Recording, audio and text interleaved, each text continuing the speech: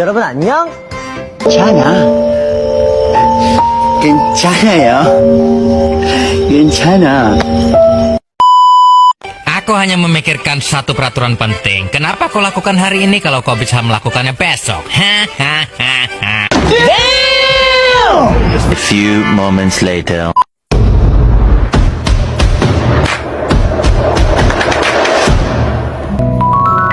Assalamualaikum warahmatullahi wabarakatuh. Saya Firamaya. Saya akan menjelaskan tentang materi model konsep kurikulum dengan NIM saya 3 digit akhir 025. Yang pertama, kurikulum konsep model. Kurikulum konsep model are basic frameworks used to design and implement curricula so that the learning process becomes more structured, directed, and elegant with educational goals. Curriculum does not only include learning materials, but also objective, teaching methods, and evaluation system. As associated and students needs continue to develop the curriculum must remain dynamic and relevant to current development. Apa sih yang dimaksud sama kurikulum konsep model? Model konsep kurikulum merupakan kerangka dasar nih yang digunakan untuk merancang, melaksanakan kurikulum agar proses pembelajaran lebih terarah, sistematis, dan sesuai dengan tujuan pendidikan. Kan kalau misalkan kita nggak punya arahan, kita bingung gimana. Jadi kurikulum ini adalah suatu arahan untuk pembelajaran di kelas. Nah, tujuannya dengan tujuan pendidikan agar tidak hanya berisi materi pembelajaran saja, tapi di dalamnya juga ada beberapa metode dan evaluasi. Kan kita ngajar tuh banyak ya metode-metode yang dipakai, bukan cuma satu atau dua, dan evaluasinya kita juga beragam. Ada evaluasi terhadap sikap peserta didik, terhadap pengetahuannya, dan lain-lainnya. Nah, karena perkembangan zaman dan kebutuhan peserta didik terus berubah, kurikulum harus bersifat dinamis dan relevan. Makanya banyak model-model kurikulum. Nah, types of curriculum, konsep model. Yang pertama itu ada academic curriculum, humanistic curriculum, social construction curriculum, technological curriculum, and the last dynamic model. The first academic curriculum, the academic curriculum focuses on mastering knowledge and development students' thinking skill. It's rooted in the philosophy of perennials and essentialism, which emphasize essential knowledge and systematic organization based on scientific discipline. Nah, yang dimaksud kurikulum akademis itu kurikulum yang berfokus pada penguasaan ilmu pengetahuan dan kemampuan berpikir peserta didik. Kurikulum ini berlandaskan filsafat perennialisme dan esensialisme yang menekankan pengetahuan penting dan disusun secara sistematis berdasarkan ilmu. Jadi kurikulum akademik ini yang berfokus kepada akademiknya siswa nanti. Nah, ada karakteristik kurikulum akademik. Karakteristik of the academica kurikulum yang pertama itu ada based on scientific discipline, yaitu artinya berbasis disiplin ilmu yang disusun disusun berdasarkan cabang ilmu tertentu seperti matematika, IPA, bahasa Indonesia, dan IPS. Setiap mata pelajaran memiliki materi yang terstruktur sesuai bidang ilmunya sehingga peserta didik memahami konsep secara mendalam. Kan nggak mungkin ya di IPA itu kita belajar sejarah, di IPS kita belajar mungkin bahasa Indonesia. Lalu selanjutnya emphasize masteries of concept, yaitu menekankan penguasaan konsep. Pembelajaran difokuskan pada pemahaman teori, fakta, dan konsep penting. Peserta didik diharapkan mampu menguasai materi pelajaran serta mengembangkan kemampuan berpikir logis dan kritis. Yang ketiga, evaluation is based on academic competence, yaitu evaluasi berdasarkan kompetensi akademik. Jadi kalau misalkan akademiknya mereka kurang atau mungkin tidak sesuai dengan kriteria yang kita butuhkan, maka adalah evaluasi tersebut. Lalu yang keempat ada materials or arrangements logical, yaitu adalah materi yang disusun secara logis. Materi pembelajaran diberikan dari yang mudah ke sulit dan sederhana ke kompleks, sehingga peserta didik dapat belajar secara bertahap. Kan nggak mungkin ya kita belajar itu dari yang susah dulu lalu ke yang mudah. Pasti kita tuh belajar juga dari bertahap, dari mudah, sedang, dan sulit. The last teacher as center of learning, yaitu guru menjadi pusat pembelajaran. Jadi di kurikulum ini tuh pusat pembelajaran itu di guru. Jadi bagaimana si gurunya ini bisa mengajarkan ke semua muridnya, tapi hanya dengan dari materi dari dia saja. Lalu ada kategori akademik kurikulum. Yang pertama itu subject based curriculum, yang artinya kurikulum berbasis mata pelajaran. Sama kayak yang tadi di awal, di sini tuh materinya tuh dipisahkan di terpisah gitu setiap mata pelajarannya. Seperti kita belajar bilangan cacah, berarti itu masuknya ke ke matematika, tidak mungkin masuk ke IPA atau bahasa Indonesia. Lalu yang keduanya itu kurikulum integratif kurikulum, yaitu mata pelajaran hubungan satu tema. Kayak contoh mungkin ada IPAS sekarang gitu, itu kan pergabungan antara IPA dan lain-lainnya. Ada juga tema lingkungan, itu ada lingkungan itu masuk ke IPA, masuk ke bahasa Indonesia dan IPS. Lalu kurikulum spiral kurikulum, materi pembelajaran yang diberikan secara berulang pada jenjang yang berbeda. Contoh kan kita kadang belajar pertambahan, nanti di semester depan kita belajar lagi, atau mungkin juga kita akan belajar bangun ruang di kelas 3, nanti di kelas 5 atau 4 kita juga akan belajar bangun ruang lagi.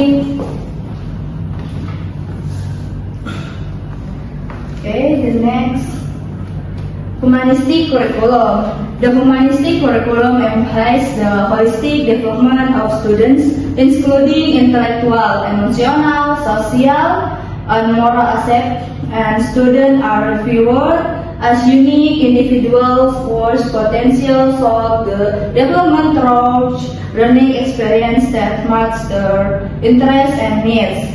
Apa sih kurikulum humanistik ini? Kurikulum humanistik menekankan pengembangan manusia secara menyeluruh, meliputi aspek intelektual, emosional, sosial, dan moral. Peserta didik dipandang sebagai individu yang unik dan perlu dikembangkan potensinya melalui pembelajaran sesuai dengan minat dan kebutuhannya.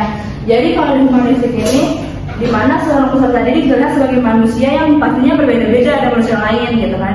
Jadi kita lihat, oh murid ini unik, dia bisa menggambar tingkat sulit di kelas 2 gitu. Jadi itu patut untuk dikembangkan selanjutnya oleh guru tersebut. Nah, lalu ada main konsep of humanistic theory, yaitu konsep utama dari humanistik. Yang pertama aktualisasi diri, self actualization, yaitu peserta didik diarahkan untuk mengembangkan potensi terbaik dalam dirinya agar mampu mencapai tujuan dan kemampuan maksimal. Yang true self esteem, penghargaan diri. Pembelajaran membantu peserta didik memiliki rasa percaya diri, merasa dihargai, dan yakin terhadap kemampuannya sendiri. Fulfillment of basic needs, yaitu pemenuhan kebutuhan dasar sebelum belajar secara optimal. Kebutuhan peserta didik seperti rasa aman, nyaman, dan diterima harus dipenuhi terlebih dahulu. The last focus on a subjective experience, yaitu pembelajaran memperhatikan pengalaman pribadi, perasaan, dan pandangan setiap peserta didik, karena setiap individu memiliki karakter yang berbeda-beda kan. Terus the main goal of this curriculum is to humanist, learn by encourage creativity, freedom, empathy, and self-understanding. Yaitu tujuan utama kurikulum ini yaitu memanusiakan manusia dengan menumbuhkan kreativitas, kebebasan, empati, dan pemahaman diri.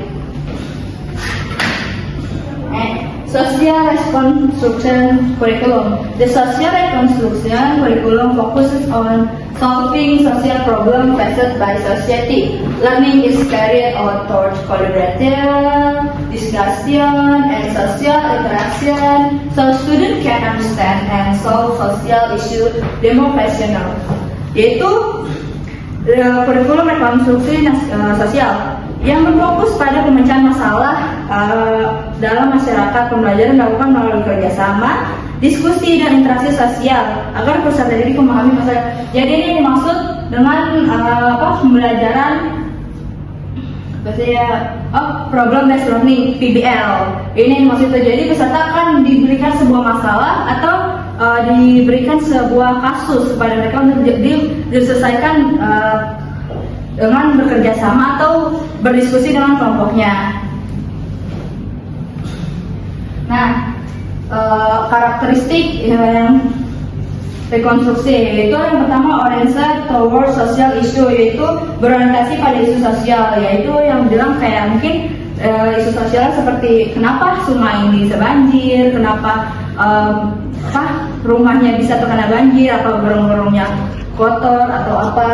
Nah, democratic education yaitu pendidikan demokratis yang diberikan kesempatan untuk berdiskusi, menyampaikan pendapat, dan bekerja sama dalam memecahkan masalah.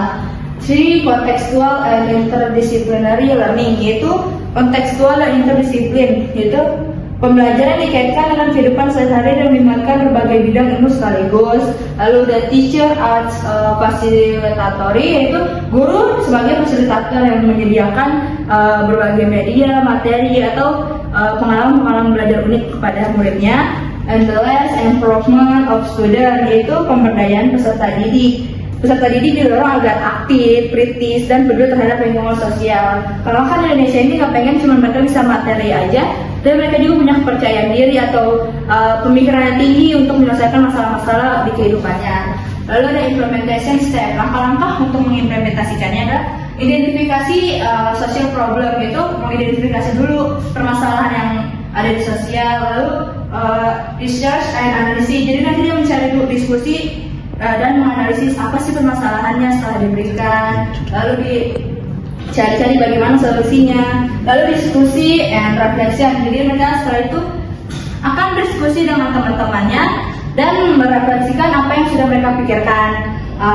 The four social action. Nah, ini nanti mereka aksi sosial. Bagaimana aksi sosialnya? Mungkin kalau dengan banjir itu mereka bisa membersihkan lingkungan sekolahnya. Seperti kan di sekolah kadang ada gorong-gorong, got atau lain-lainnya.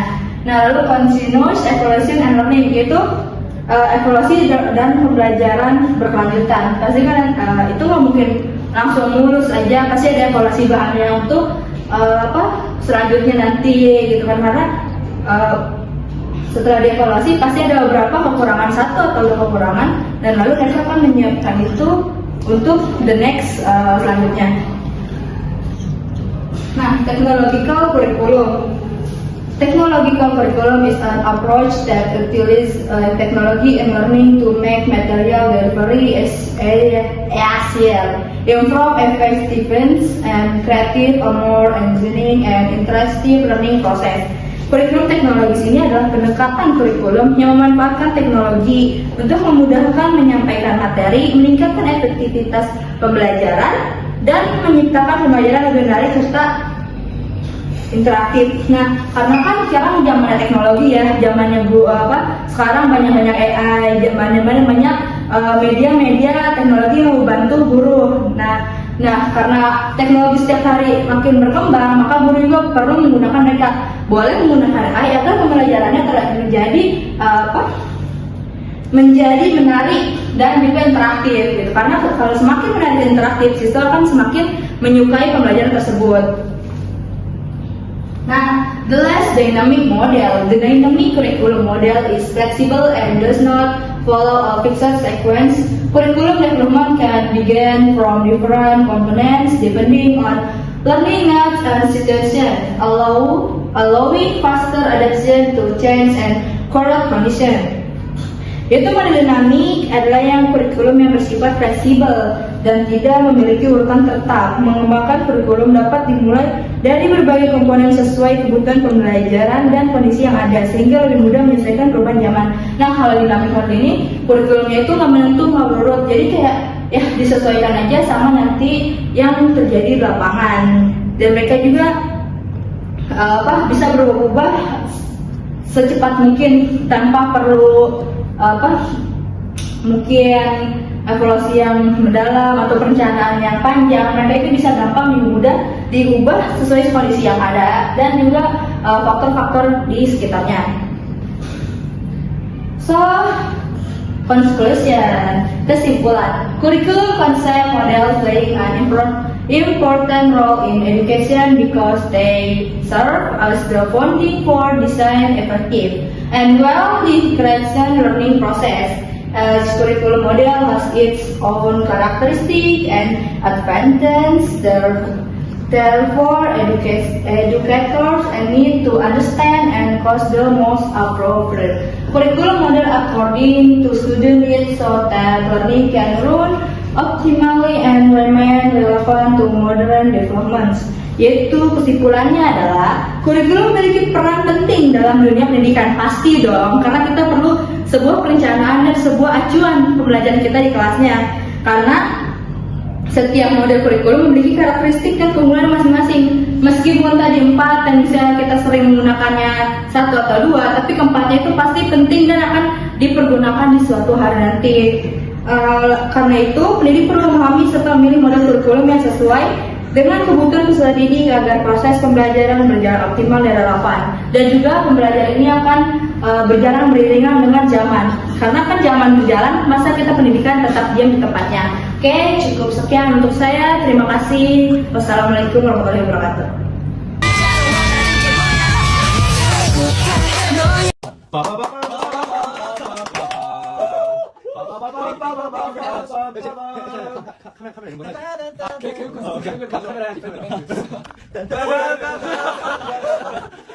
Bye bye.